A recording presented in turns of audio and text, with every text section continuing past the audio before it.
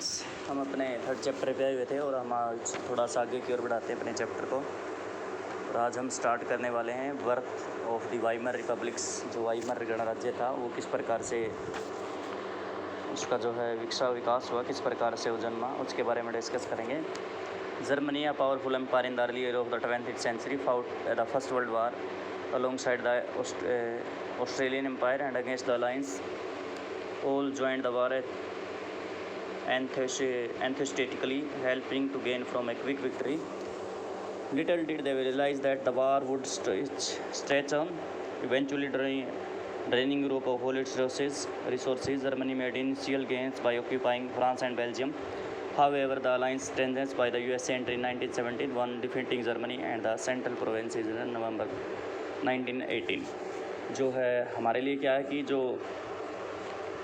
20वीं शताब्दी का जो शुरुआती समय रहा है उसमें क्या है, जर्मनी एक काफ़ी ज़्यादा ताकतवर एक क्षेत्र बना, एक देश बना, एम्पायर कह सकते हैं आप। और उसमें क्या है, उन्होंने जो फर्स्ट वर्ल्ड वॉर लड़ा है जिसमें क्या है कि भाई ऑस्ट्रेलिया साम्राज्य था, ऑस्ट्रेलियन एम्पायर था। उन्होंने जो है इंग्लैंड, फ्रांस और जो रसिया था, अलाइंस पावर थी जो उसको बोला जाता है एक्सिस।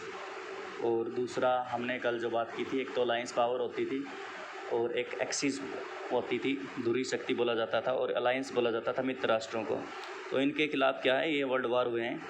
तो सभी ने क्या है कि भी काफ़ी जितने भी जो देश थे शुरुआत में, तो सबको लगा कि भी हम एक दूसरे को आक्रमण करके हम एक दूसरे की जो टेरिटरी को अपने कब्जे में ले लेंगे और वहाँ पर काफ़ी बड़ी मात्रा में रेवेन्यू को जनरेट करेंगे भी। लेकिन ऐसा नहीं हुआ। जैसे जैसे युद्ध बढ़ा तो लोग क्या थे, जो देश थे उनको लगा कि भी ये तो काफ़ी लंबा चल रहा है, और जितना वो युद्ध लंबा खिंचा, जैसे कि 1914 से 18 लगातार जो 4 साल तक युद्ध होता रहा, तो उनको उम्मीद नहीं थी कि भी इतना लंबा युद्ध चलेगा। इसी वजह से क्या है, पूरे का पूरा जो यूरोप था तो उसका जो सिस्टम था वो काफ़ी गड़बड़ा गया।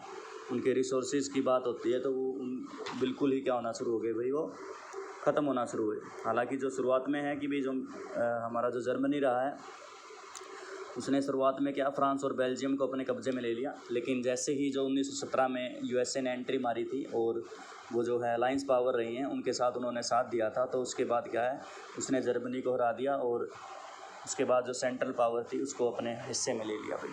ठीक है, ये एक सिंपल सी बात है। सेकेंड चीज़ है, the defeat of imperial Germany and the abdication of the emperor gave an opportunity to parliamentary parties to react German politics. A national assembly made the Weimar and established a democratic constitutions with a federal structures. इसके बाद जैसे ही जो ये शासन था, empire था वहाँ का, इम्पीरियल जो जर्मनी थी, साम्राज्यवादी बोले जाएंगे, साम्राज्यवादी बोल सकते हैं आप, जो शासक थे, तो जैसे ही वो वहाँ पर हुआ और जो सम्राट था उसने अपना पद त्याग दे दिया था, तो वहाँ पर जो सिस्टम था वो पार्लियामेंट्री सिस्टम को एक मौका मिला कि भी जो संसदीय सिस्टम है वहाँ पर वो लागू किया जाए और एक नए सिरे से क्या जर्मनी को क्या है कि नई सिरे से जर्मनी को क्या किया जाए, सिस्टम क्रिएट करके दिया, नया जर्मनी बनाया जाए। उसके बाद क्या हुआ, एक वाइमर में एक जो राष्ट्रीय सभा की बैठक बुलाई गई और इसमें बोला गया कि जो है फेडरल स्ट्रक्चर था, जो संघीय आधार था, उसमें जो है एक लोकतांत्रिक संविधान जो बनाया गया भी। Disputed were now elected to the German parliament और Reichstag on the basis of equal and universal votes cast by the old adults including humans. उसके बाद जो है एक नई व्यवस्था में जो है एक जर्मन जो है एक संसद बनाएगी जिसको राइक्सटैग के नाम से जाना जाता है, जिसमें जो प्रतिनिधियों का चुनाव किया गया और जो ये प्रतिनिधि थे, जो रिप्रेजेंटेटिव थे, जो इनका चुनाव था सभी वयस्कों द्वारा किया गया था समान रूप से। और एक और जो खास बात थी कि इसमें जो है महिलाओं को भी क्या किया गया था, इंक्लूड किया गया था। This republic, however, was not received well by its own, largely because of the terms it forced to accept after Germany defeated in the end of the First World War. तो जिस प्रकार से जो ये वर्साए के अंदर जो ये सिस्टम क्रिएट किया गया, जो ये रिपब्लिक था, जो नया जो गणराज्य बनाया गया, अब तो ये जो खुद जर्मनी के अंदर रहने वाले लोग थे उनको ये पसंद नहीं आ रहा था, क्योंकि जैसे ही फर्स्ट वर्ल्ड वार के अंदर जर्मनी की हार हुई थी तो उसके ऊपर काफ़ी कठोर शर्तें थोप दी गई थी। जिस प्रकार से the peace treaty of the Versailles with alliance with a harsh and humiliating peace, Germany, its overseas colonies, a tenth of its population, 30% of the territory, 75% of iron and 26% of its hold to the France. Poland, Denmark and Lithuania. उसके बाद क्या हुआ कि भी ये जो Versailles की संधि हुई है, जो मित्र राष्ट्रों ने उनके साथ की थी, तो इसके ऊपर क्या काफ़ी ज़्यादा अपमानजनक साबित हुई। जर्मनी क्या था, अपने कॉलोनियल्स को, वो उससे गुलाम थे जो देश, उसको आज़ाद करवा दिया गया। उसकी जो 10% जनसंख्या थी उसको कब्जे में ले लिया गया। 13% उनकी जो टेरिटरी थी उसको कब्जे में ले लिया। 75% जो आयरन ओर के उनके भंडार थे उसको कब्जे में ले लिया गया। 26% कोयले के क्षेत्र थे, उनको जो है फ्रांस, पोलैंड, डेनमार्क और लुथियाना ने अपने कब्जे में ले लिया था। अभी the allied powers demoralizing Germany to weaken its power. The war guilty clause held Germany responsible for the war and damage the alliance countries suffered. Germany was forced to pay compensation amount to 6 livre billions. The Allied armies also occupied a resource-rich Rhineland for the much of the 1920s. Many Germany had the new Weimar republics and responsible for not only the defeat in the war but also disgrace at Versailles. उसके बाद क्या हुआ कि जो allied power थी तो उसने माना कि जो ये सिस्टम है, जैसे कि भी सबसे बड़ी बात तो है कि भी ये जो सिस्टम था इतना उन्होंने अपने हक में ले लिया था। इसके साथ साथ जो उनकी आर्मी थी उसको भी क्या ख़त्म कर दिया गया था, उसको भी भंग कर दिया गया था। और जो है कि ये वार गिल्ट क्लोज था, तो इसने क्या है कि भी जो युद्ध हुआ है तो इसके अंदर जितनी भी जो तबाही हुई है ना, तो उसको सिर्फ़ और सिर्फ जर्मनी का जो है माना गया कि भी इसी के कारण हुई है। इसी वजह से उसके ऊपर 6 लिबरे का जो है मतलब ये जुर्माना लगा दिया गया। इसको आप 6 अरब पौंड का आप एग्जांपल मतलब 6 अरब पौंड कहेंगे इसको। लिबरे तो शायद वो रशिया के अंदर था या शायद फ्रांस के अंदर की बात थी, वो फ्रांस के अंदर की थी। तो ये क्या था, लिबरे उनके ऊपर ये इतना पैसा उनको थोप दिया गया। जो खनिज क्षेत्र हुआ करता था राइनलैंड, राइन नदी के पास, तो उस क्षेत्र को भी क्या इन्होंने मित्र राष्ट्रों ने उसके ऊपर कब्जा कर लिया था।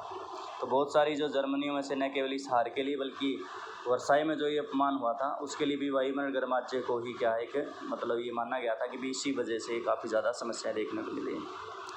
अब हम बात करेंगे जो ये वार हुई तो इसका इफेक्ट क्या हुआ भाई। The war had a devastating impact on the entire continent, both of the psychologically and financially. From a content of gladiators, Europe turned into the one of the debaters. तो उसके बाद जो है ये जो वार हुई है काफ़ी ज़्यादा भयानक रही है। पूरे के पूरे यूरोप के अंदर ये काफ़ी ज़्यादा साइकोलॉजिकली और फाइनेंशियली यानी कि उनके दिमाग के ऊपर तो असर हुआ, लेकिन साथ साथ जो वित्तीय तौर पर जो पैसा था तो वो भी उनका खाली हो गया अभी। तो सबसे पहले जो शुरुआत हुई थी तो उसमें क्या था, जो फ्रांस एक लोन देने वाला जो पैसा दिया जाता था वो बोला जाता है मतलब कर्जदाता था, लेकिन जैसे ही जो वर्ल्ड वार ख़त्म हुआ तो वो क्या था, एक कर्ज लेने वाला बन गया भाई। Unfortunately that is was Weimar Republic was being made to pay for the sign of the old remains. हालांकि जो सारा का सारा सिस्टम था, जो ओल्ड साम्राज्यवाद सिस्टम था, ओल्ड एम्पायर था, तो उसका जो है सिस्टम सारा का सारा जो भरने का पेमेंट का वो वाइमर गणराज्य को करना पड़ा। The republic carried the burden of war guilt and national humiliation and was financially crippled by being force to pay compensation. और भी जो भयंकर समस्या हुई कि वार का सारा जो बोझ था इस रिपब्लिक के ऊपर डाल दिया गया, उनकी बेइज्जती की गई और इसके साथ साथ क्या है कि उनको कंपनसेशन देने के लिए बोला गया। Those who support the Weimar republics, mainly socialist, Catholics and democratic, become an easy target of the attack in the conservative of nationalist circle.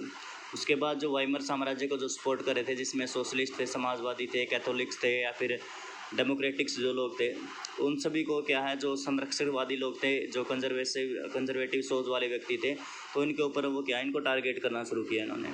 They were mockingly called the November criminals. This mindset had a major impact on the political development of the early 1930s as well as soon. और उनको क्या है कि भी नवंबर के जो है कातिलों के नाम से, जो क्रिमिनल आप कह सकते हैं क्रिमिनल के नाम से उनको पुकारा जाता था। और इस वजह से क्या है कि जो एक माइंडसेट बन गया था कि पॉलिटिकल सिस्टम है वो किस प्रकार का अब होने वाला है अभी, तो उसकी शुरुआत भी हो गई थी भाई। और जो बाद में क्या है इसी चीज़ को आगे लेके बढ़ा गया। The first world war left a deep imprint on the European society as well as polity. Soldiers came to be placed above civilian. उसके बाद जो फर्स्ट वर्ल्ड वार हुई थी उसके बाद काफ़ी ज़्यादा इफेक्ट है पूरे यूरोपियन जो सोसाइटी थी, इसके साथ साथ वो राजनीति के ऊपर भी इसका काफ़ी गहरा प्रभाव पड़ा। Soldiers came to be place above the civilian. जो सोल्जर्स होते थे वो एक नागरिकों से ऊपर उनको रखा जाता था। Politician and publicist had a great stress on the need for the man to aggressive strong and masculine. उसके बाद पॉलिटिशियन थे और जो है पब्लिक से क्या है एक डिमांड रखी गई थी कि भी आप लोगों को क्या है काफ़ी ज़्यादा आक्रामक होना पड़ेगा, काफ़ी मजबूत होना पड़ेगा और आपको क्या है काफ़ी मर्दाना होना पड़ेगा। The media glorified trench life. The truth however was that soldier lived miserable lives in this trenches trapped with the rats feeding on the course. तो मीडिया क्या करती थी, जो लाइव बताती थी कि भी जो सोल्जर्स तो बड़ी आसानी से जीवन व्यतीत कर रहे हैं। इस प्रकार के हालात जैसे हमारे देश के अंदर बने हुए हैं फ़िलहाल, मीडिया पता नहीं क्या क्या दिखाई जा रही है, लेकिन देश की हालात बिल्कुल इसके विपरीत स्थिति है। तो वहाँ पर भी ऐसे ही दिखाया जा रहा था, लेकिन वास्तविकता क्या थी, काफ़ी ज़्यादा मतलब दयनीय स्थिति के अंदर वो लोग लड़ रहे थे। बड़ी बड़ी खाइयाँ होती थी वहाँ पर, उनको बंकर बोले जाते थे उनको, या फिर जो लड़ाई लड़ने के लिए काफ़ी जो गहरी गहरी खाइयाँ होती थी वो वहाँ पर बेचारे लड़ाइयाँ लड़ रहे थे भाई। They face poisonous gas and enemy shelling admittedly their ranks reduce rapidly. उसके बाद जो है काफ़ी जहरीली गैस से फैली हुई थी, आदमी जो उनके जो दुश्मन थे उनको मार रहे थे, और वो जो रैंक थे उनके वो क्या धीरे धीरे क्या सिस्टम था जो आर्मी के अंदर उनका, तो टैंक वगैरह की बात कर सकते हैं, या फिर उनकी जो लड़ने की जगह थी वो लगातार क्या उनकी संख्या में गिरावट आती चली गई थी।